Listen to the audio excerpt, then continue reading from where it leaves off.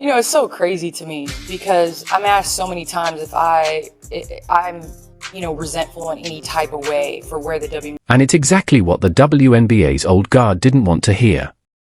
The league, especially the commissioner, needs to listen up because while we hoped a new season would bring a fresh attitude toward Caitlin Clark and her fans, things have only gotten worse.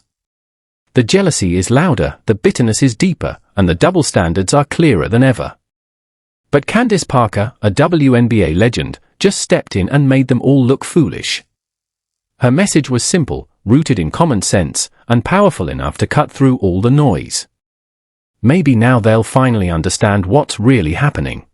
Maybe now they'll finally stop and think. The WNBA is experiencing insane growth right now, and Caitlin Clark is a massive part of that story. It's one of the worst-kept secrets in sports.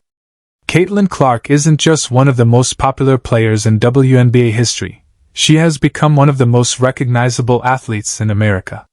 We all saw the numbers last season, a historic spike in television ratings, a surge in ticket sales, and merchandise flying off the shelves. Every measurable metric pointed to one undeniable truth: Caitlin moves the needle like very few athletes can. And this year, that impact isn't slowing down. Sold-out arenas and massive viewership numbers are showing that the Caitlin Clark effect is getting even bigger. Out of women's basketball, for a horrible team when she arrived, outside of LeBron and Steph, she is the most well-known basketball player currently playing in the United States. Oh, yes. And I don't think that's close. One game delivered the second highest average viewership of the season, while also producing the highest peak audience for any game ever broadcast on CBS. Ticket prices for Fever games without Caitlin reportedly plummeted by 300%. And while Fever fans have continued to show up and hold their own in the television ratings, the rest of the league has struggled to keep pace. This should be a wake-up call for everyone: players, coaches, front offices, and the league itself. Caitlin Clark is projected by some to generate more than $1 billion in revenue for the WNBA this year alone. If that projection is anywhere close to accurate, it highlights just how important her presence has become. And yet, somehow, the league continues to shoot itself in the foot. Instead of embracing the obvious reality of who is fueling so much of this growth, there is a constant effort to redirect the conversation toward everything except basketball. It is the second highest viewership, which is like average viewership. However, it was the highest peak of any game ever on CBS. We're only a few games into the season, and it has already been one facepalm moment after another when it comes to how Caitlin Clark and her fans have been treated. It took just one game for the chaos to begin. After the season opener against the Chicago Sky, the league launched an investigation into alleged hate speech based on claims that many viewed as completely unfounded. The damage, however, had already been done. Instead of celebrating an incredible debut and another major moment for the league, the headlines were hijacked by controversy. The story wasn't about basketball. It was about allegations and online drama. Once again, Caitlin Clark and her fans were dragged into a narrative that had little to do with what actually happened on the court. Even if the allegations were false, critics argued that acknowledging them gave credibility to what they believed was nothing more than an internet rumor based on misinformation. From that situation came a broader narrative that Indianapolis was supposedly unsafe for play. And now that Caitlin Clark is injured, the ticket prices for the Fever and Sky game just plummeted to Hades. These weren't simply rude comments. Some were legitimate threats, including personal and targeted attacks that many believe should have prompted the league, especially one that regularly emphasizes inclusion and opposition to hate, to respond. Instead, there was largely silence. And the controversy only continued. Now, fans on X have even accused Caitlin of using her assistant coach's baby as a prop. You even though it's 100% false, by acknowledging we don't condone hate and not seeing that this was a internet rumor founded of complete bullshit, you're lending credence to this. There was nothing. That's right. They are attacking Caitlin for simply holding a baby. That is the level of discourse we're dealing with. What started as criticism has, in some cases, turned into conspiracy theories, while the league has had little to say about it. the hostility toward Caitlyn and her fans doesn't appear to have disappeared. If anything, her critics argue that it has intensified. And even with the numbers, the sold-out games, and the record-breaking viewership, there remains resistance to fully acknowledging her impact. Critics say that resistance starts at the top. Commissioner Kathy Engelbert wrote a lengthy piece for the Harvard Business Review discussing the factors behind the WNBA's growing mainstream popularity. In that article, she highlighted coaches, players, marketing teams, front office strategy, and many other contributors. Critics, however, felt that there was far less emphasis on Caitlyn Clark and the extraordinary attention she has brought to the league. The kind of stuff that's being said to them, the stuff that's being said to Kelsey Mitchell, the kind of things that are being said to Natasha Howard are actually wild. People have taken a photo of these women and circled a bullseye on them and have said, "It's on site when I see you." Those are actual threats. It's one thing to feel jealous. That's human. But what we're seeing goes beyond that, according to Caitlyn's supporters. For some reason, there seems to be a desire to knock Caitlyn down in order to lift someone else up. And in far too many cases, people immediately turn to race as an explanation for why she receives so much attention, as if her popularity has nothing to do with what she has accomplished on the court. Caitlyn shattered dozens of WNBA records, became a first-team All-Star, finished fourth in MVP voting, and helped take a previously struggling team to the playoffs during her rookie season. Whether people want to admit it or not, what Caitlyn Clark is bringing to the table is creating opportunities for the entire league. When the spotlight shines on her, it doesn't stop with Caitlyn. It shines on the WNBA as a whole. Caitlyn Clark is getting some of the grossest, most morbid comments, racist, hateful. We're talking the cup runneth over with hate.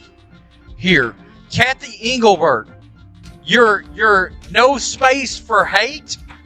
Where are you right now? There are people who actually built this league and understand what is at stake.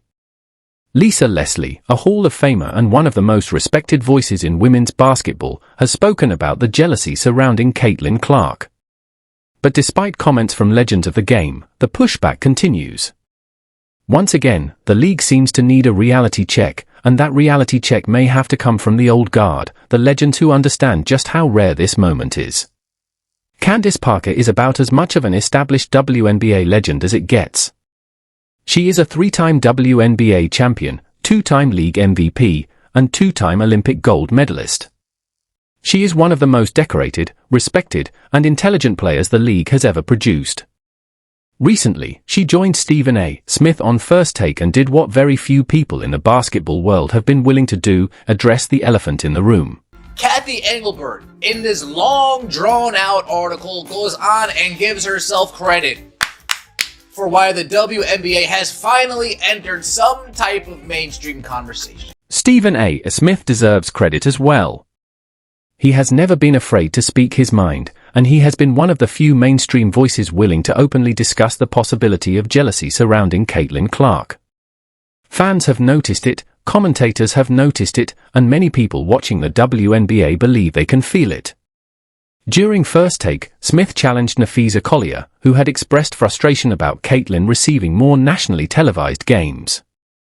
The discussion created an environment where there was no room for easy excuses or empty talking points. It went straight to the heart of the issue. To new followers and outside observers, our organization's success might seem overnight and even lucky, prepared by a singularly exceptional group of college players coming into the WNBA. However, we could not have capitalized on those advantages without years of hard work and preparation. Years of hard work and preparation. It might have seemed like it came overnight. What Candace Parker delivered, however, was one of the most measured, thoughtful, and logical responses yet. Instead of adding fuel to the fire, she put the situation into perspective. It was the kind of answer that made Caitlyn Clark supporters everywhere say, exactly. Parker didn't frame Caitlyn's success as a threat to the players who came before her. Instead, she explained why the rise of the next generation should be viewed as a positive development for everyone involved. They just can't. They just can't not even wrap their head around. They can't just accept, okay, this person is more popular than me, or this person is more popular than the player that we want to push. Candace said she gets asked all the time whether she is resentful of Caitlin Clark. Think about that for a moment.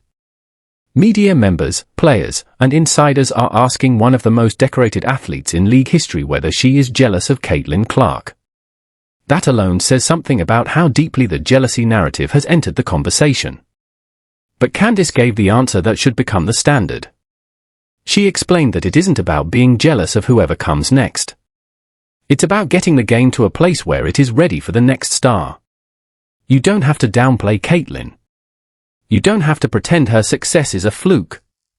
And you don't have to ignore the fact that she has become a rare phenomenon. Instead, you should be proud that previous generations helped build the platform and then support the player taking the game to another level, because her success can benefit everyone. And Candace wasn't finished.